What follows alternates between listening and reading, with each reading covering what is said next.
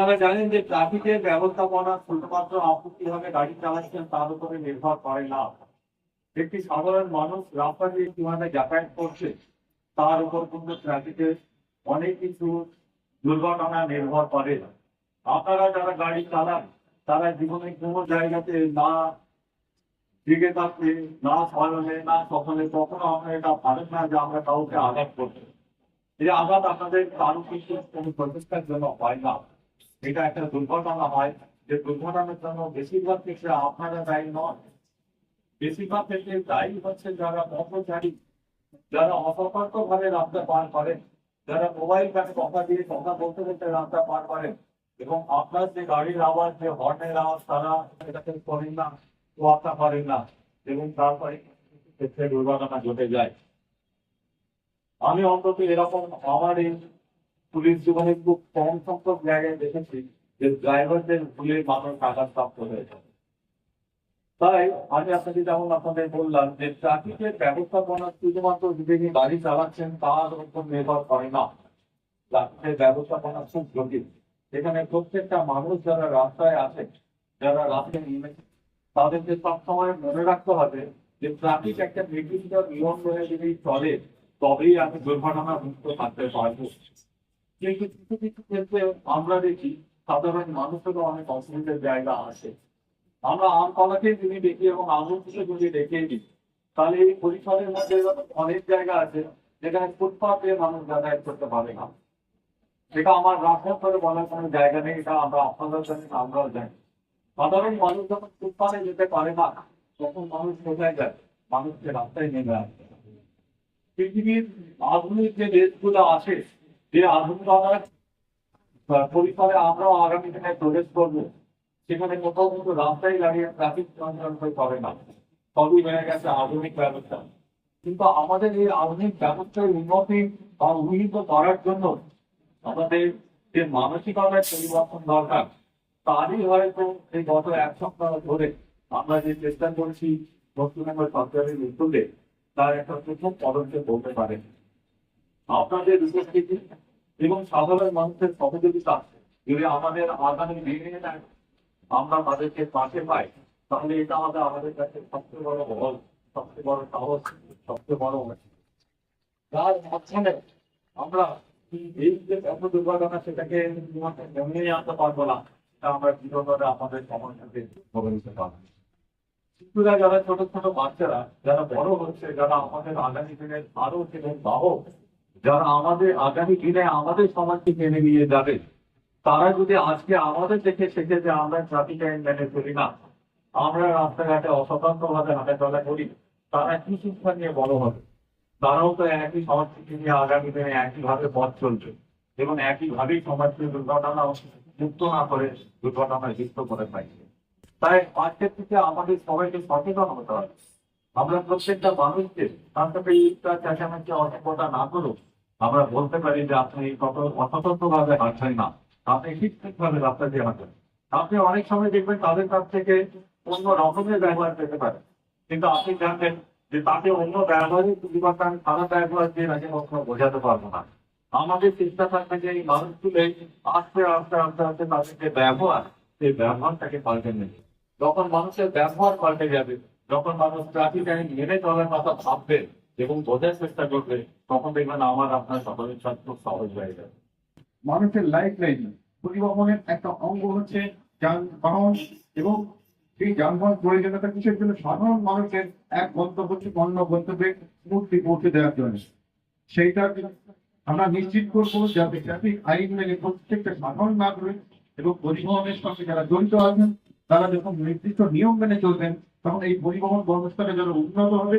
তেমনি করে সাধারণ মানুষ যখন বাড়ি থেকে বেরোচ্ছেন এবং রাত্রেবেলা ফিরবেন, এই প্রত্যাশায় কোন রকম দুর্ঘটনার সম্মুখীন না হয়, আমাদের ট্রাফিক পুলিশ সর্বদা যথেষ্ট দিনরাত পরিশ্রম করছেন, তাদের সঙ্গে আপনারা সহযোগিতা করবেন। আমরা সকলের কাছে এই বার্তা পৌঁছে দিতে চাই যাতে একজন মানুষ গৃহ থেকে বেরিয়ে গৃহের কাজের জন্য আর কি তাদের অর্থনৈতিক সংস্থানের জন্য যখন বেরোচ্ছেন, আবার যখন একটা নির্দিষ্ট সময় ফিরে আসবেন, সেই তার প্ল্যানটা রয়েছে, সেই অনুযায়ী তিনি যেন আবার ফিরে আসতে পারেন। সেই নিরাপত্তার দায়িত্ব যেমন পুলিশ একাধারে আপনারা যারা পরিবহনের সঙ্গে জড়িত আছেন প্রত্যেককে সেই দায়িত্ব নিয়ে একটা সুস্থ সামাজিক প্রেক্ষাপট তৈরি করতে হবে, যাতে আমরা সুস্থ পরিবেশ দিতে পারি, সুনাগরিক হয়ে এইটা সকলের কাছে আবেদন। অবশ্যই ধন্যবাদ।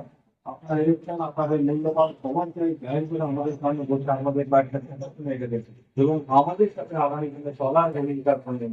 এই জন্য আমরা আপনাদের আন্তরিক অভিনন্দন ধন্যবাদ।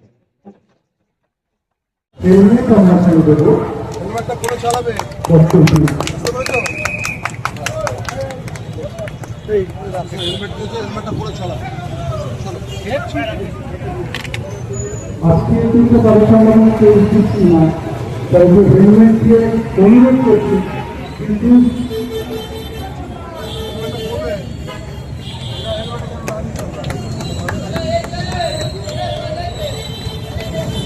সব ঘুরে হাত ধরে হবে। এরপর থেকে কিন্তু আমাদের হেলমেট করতে হবে।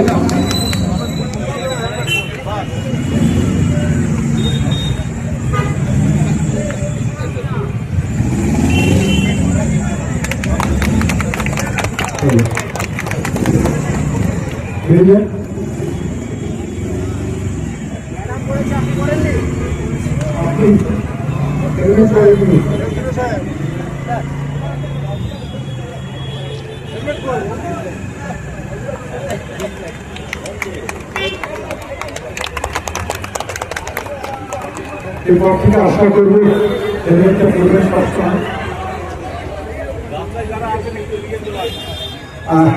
আপনারা আসেন কেউ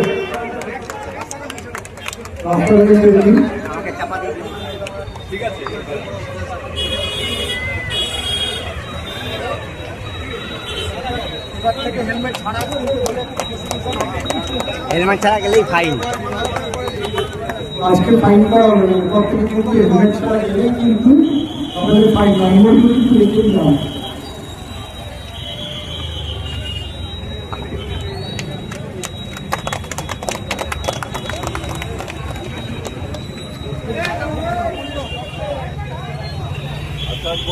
পুলিশ এখন হেলমেট পড়ছে, এরপর কি করবে? হেলমেট সেক্টরে সবাই কি সেফটি ফার্স্ট উইদাউট আমাদের বিদ্যমান যদি হেলমেট নেই সেটা কিন্তু অন্যায়।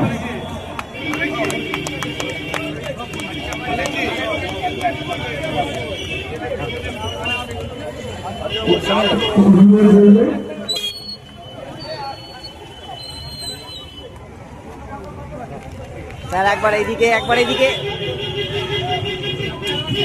শুনতে হয় কি বলছে, সাইডে শুনতে হয়, ছবিটাই উঠলাম।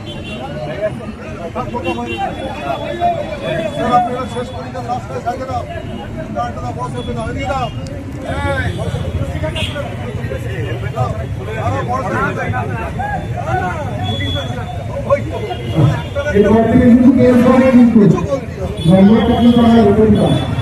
আমাদের এসপি স্যার আমাদের মাননীয় অধিকার হেলমেট করে দিচ্ছে, স্যার একবার একটু ছবি একটু এইদিকে। Thank you very much.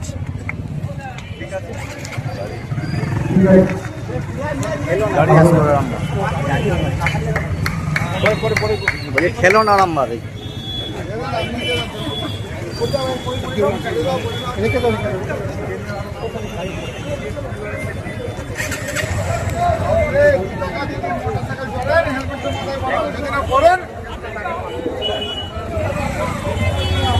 আর আরো আছে।